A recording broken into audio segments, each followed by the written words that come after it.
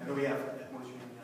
Samantha is the godmother, and she gets to hold the baby. And then we have Mike over here, who's the godfather. He's going to get some stuff for inside his cheeks. He's going to the star.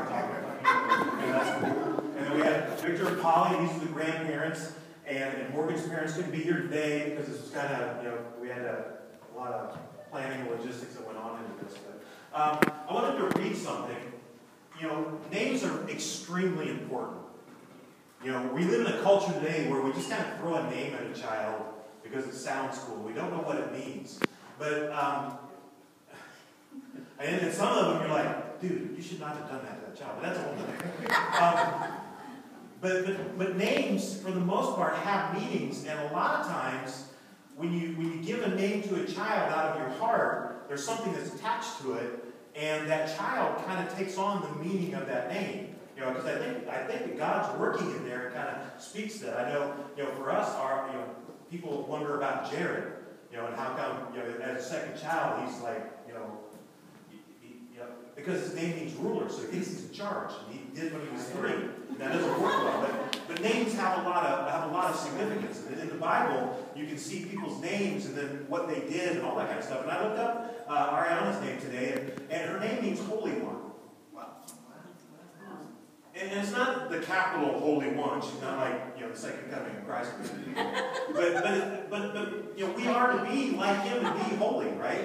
And so I thought it was really cool. And then in Welsh, it means silver, which is a precious metal. And I think as Sarah was sharing about her vision of the Holy Spirit, silver was in there.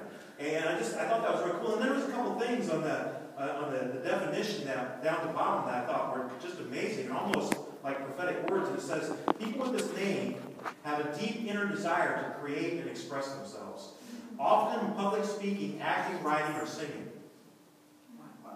And we'll get this to you guys so you can keep this. It says they also yearn to have beauty around them in their home and work environment. Yeah, mom's beautiful, so that's it also says, there's another one that says people with this name are competent, practical, and often obtain great power and wealth. They tend to be successful in business and commercial affairs and are able to achieve great material dreams because they often focus so strongly on business and achievement that, well, that goes into, they have to encourage them in relationships.